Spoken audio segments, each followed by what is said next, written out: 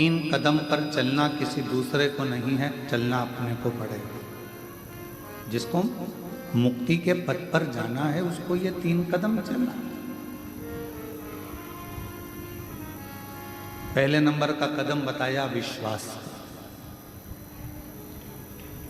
दूसरे नंबर का कदम बताया संयम का, और तीसरे नंबर का कदम बताया आपकी विवेक का। ये तीन कदम पर जो चल लेता है उसको मुक्ति सहजता है।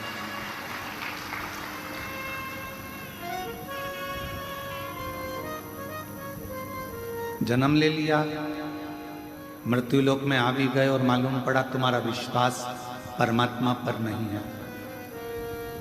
जिस पति के साथ तुम्हारी शादी हुई है, जिस लड़के के साथ तुम्हारा विवाह हुआ, उस पर तुम्हारा विश्वास नहीं। जिस पत्नी के साथ तुम्हारा विवाह हुआ, उस पत्नी के ऊपर तुम्हारा विश्वास नहीं। जिस बच्चे को तुमने जन्म दिया, उस बच्चे पर तुम्हारा विश्वास नहीं।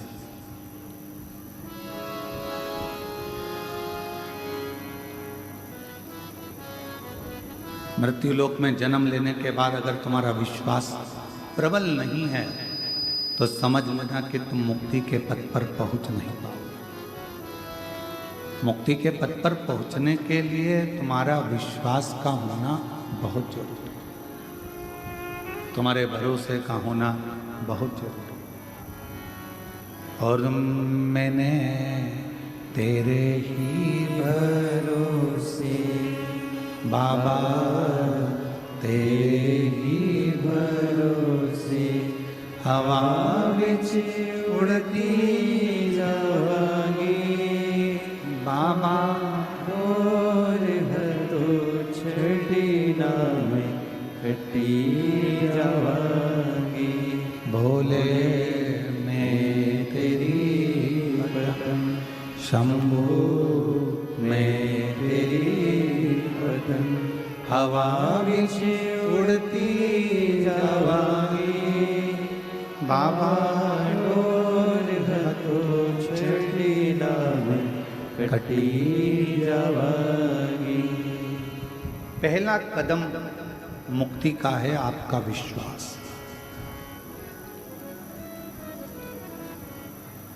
कितना विश्वास होना चाहिए?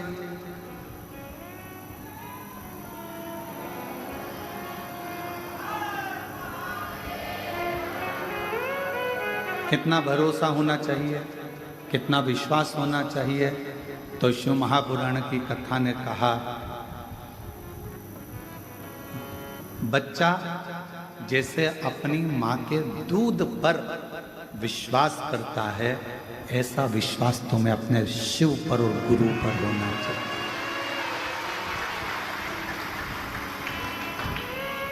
अब बच्चा अपनी माँ के दूध पर कितना भरोसा करता है, जरा ध्यान देना। गोदी में है, आंख बंद है, दूध पीता जा रहा है। मतलब शिव पर और गुरु पर आंख बंद कर कर भरोसा करना कि मेरा शिव और मेरा गुरु मुझे मंजिल तक पहुंचा। बच्चे ने शंका नहीं करी कि मेरी माँ मुझे कहीं जहर का दूध तो नहीं पिला रही है, मेरी माँ कहीं मुझे कचरे का दूध तो नहीं पिला रही है, इसमें कुछ गंदगी तो नहीं है, ये कड़वा तो नहीं है, ये मीठा तो नहीं, ये फीका तो नहीं, इसमें जहर तो नहीं।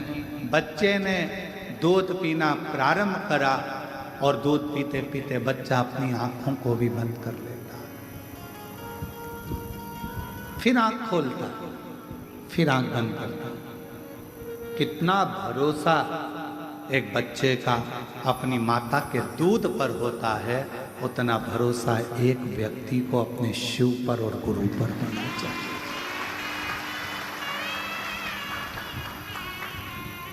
पर आज के जमाने में विश्वास बहुत कठिन है, बहुत कठिन। कितना बार लोग कह देते हैं मैं तुझे प्रेम करता हूँ, मैं तुझे प्रेम करता हूँ, मैं तुझे प्रेम करता हूँ, मैं तुझे स्नेह करता हूँ।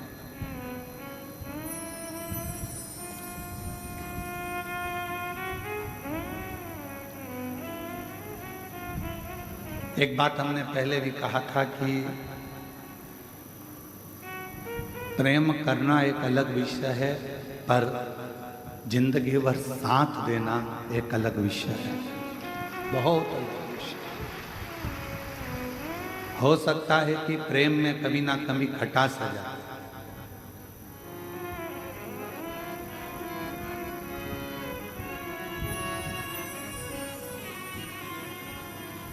पर साथ देने में कोई खटास नहीं आती। उसमें धन का कोई लोभ ना हो, कोई आसक्ति ना हो, कोई तृष्णा ना हो, केवल एक मैं तेरे लिए और तू मेरे लिए, उसमें समर्पण का भाव हो, तो फिर जिंदगी भर वो साथ निपटा चले जाता है, गरीबी में, अमीरी में, अच्छाई में, बुराई में। फिर एक लाइन भजन की स्मरण करेंगे कि वो लाइन भी इस जगह पर सटीक बैठती है। तेरे लिए मैंने, तेरे लिए, तेरे लिए मैंने, तेरे लाखों के बोल सहे। जब संपूर्ण पूर्णता में आता है तब अवस्था यही हो जाती है, यही अवस्था। गुरु अपने चेले को गुरु मंत्र देता है तो पूर्ण विश्वास से देता है।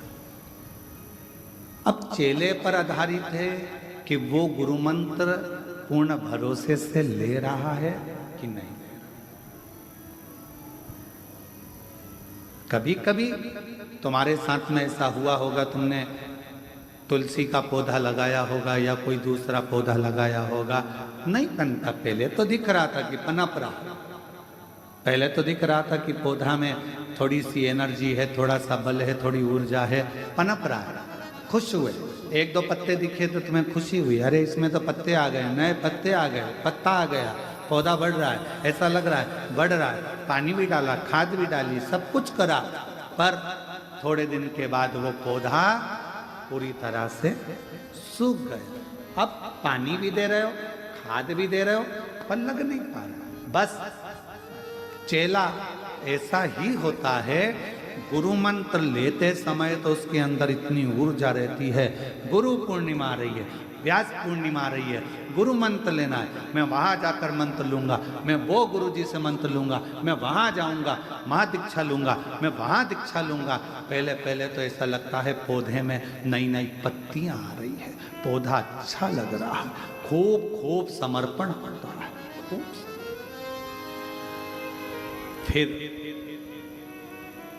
किसी ने, जिस गुरु से तुमने मंत्र लिया और उसी गुरु की, जिस गुरु से तुमने दीक्षा ली, जिस गुरु के शब्द तुमने सुने, जिस गुरु के मुख से श्रेष्ठ वाणी तुमने सुनी, और उसी गुरु की जब लोग निंदा करने लगते हैं तो फिर अंदर से विश्वास टूटने लगता है, अविश्वास अपने अंदर प्रकट होने लगता है। फिर वो चेला रूपी पौधा सूखने लगता है। पर शिव महापुराण की कथा कहती है कि भगवान गुरु पूर्णिमा महोत्सव सबसे पहला अगर कहीं प्रारंभ हुआ है तो भगवान शंकर के दरवाजे से प्रारंभ हुआ।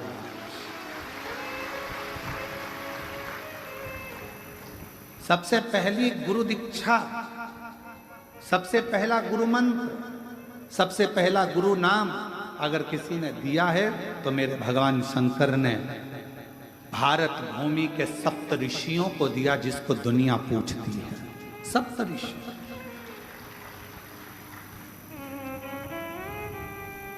और उन सप्त ऋषियों को देकर कहा कि इस मंत्र का विस्तार करो।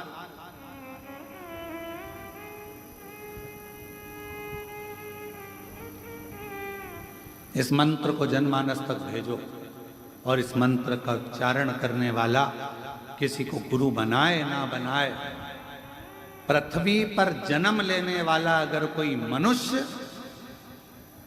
यदि षडाक्षर मंत्र को एक बार भी कान से सुन लेता है, ओम नमः शिवाय, इस मंत्र को यदि कान से सुन लेता है तो वो किसी का चेला बने चाहे ना बने, शिव कहते हैं वो मेरा शिष्य बन जाता है, वो मेरा शिष्य।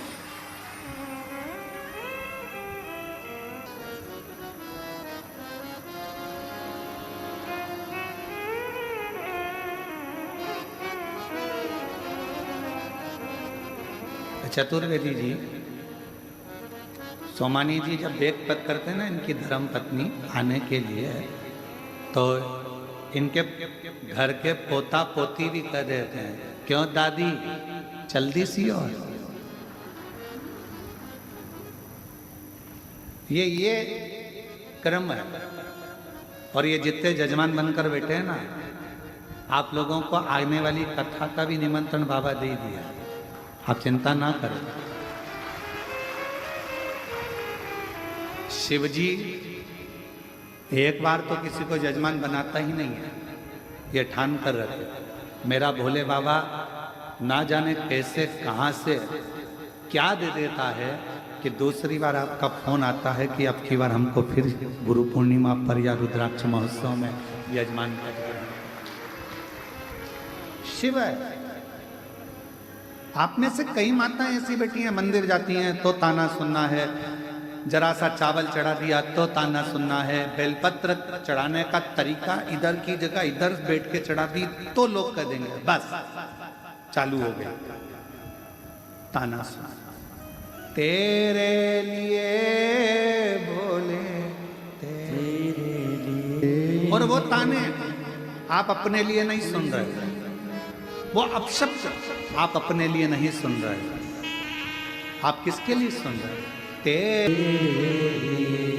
और संसार सागर में जब विश्वास दृढ़ हो जाए, बहुत प्रबल, शिव पुराण की कथा कहती है कि गुरु का चेले पर पूरा भरोसा होता है। जब गुरु मंत्र देता है, समझ लेना कि चेले का उस दिन दूसरा जन्म होता है, शिष्य का। एक शिष्य का दूसरा जन्म।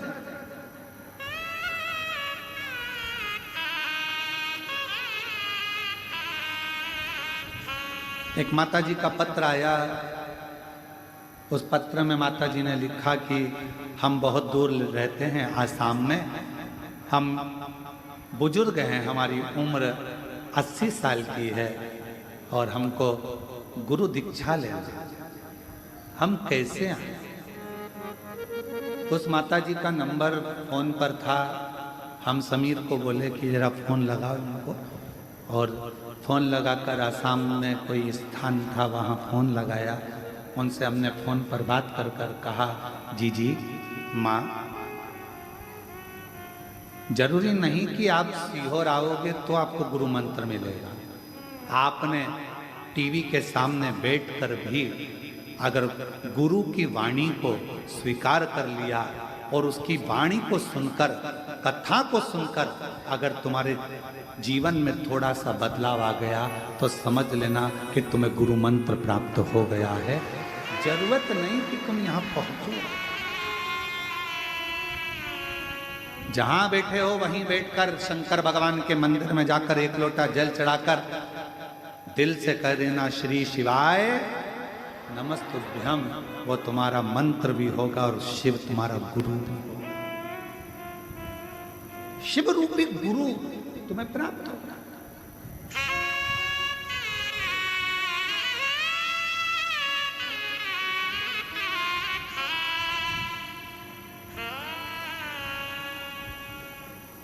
फिर किसी ने एक बात कही कि गुरुजी एक बात बताओ, लोग कहते हैं पार्वती जी ने नंदी के कान में जाकर कहा था कि शंकर जी से मेरा विवाह हो जाए।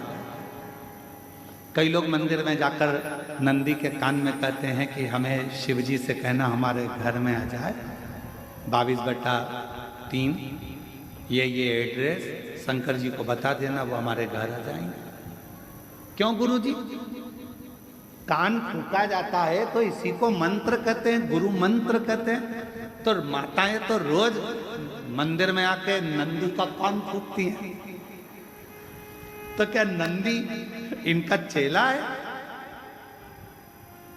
तो हमारा निवेदन है, नंदी इनका चेला है कि नहीं ये पता नहीं, पर नंदी उसका चेला है जिसके चेले पूरी दुनिया है, जिसकी पूरी दुनिया चेली है, उसका वो चेला।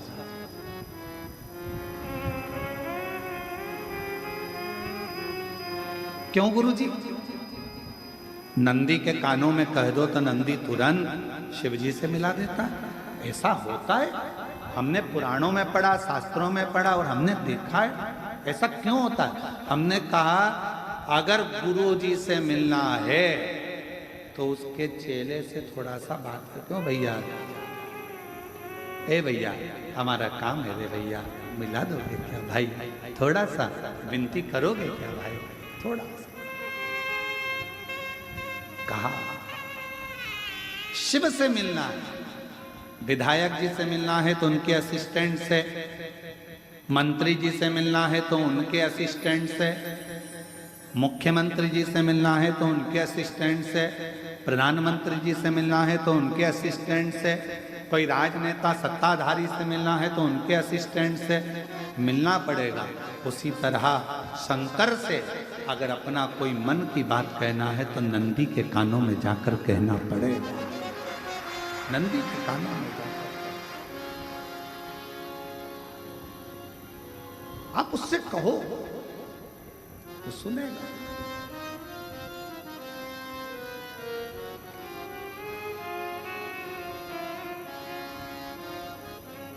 और फिर वो आपको मिलाएगा अपने इष्ट से।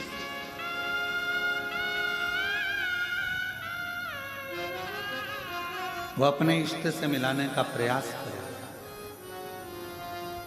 और शंभु शरणे मांगू घड़ी दुख काटो दया करी निदर्शन आपो। ओ शंभु शरण पड़ी मांगो घड़ी दुख काटो दया करी निदर्शन आपो। एक विश्वास, भरोसा अपने शिव पर और अपने गुरु पर।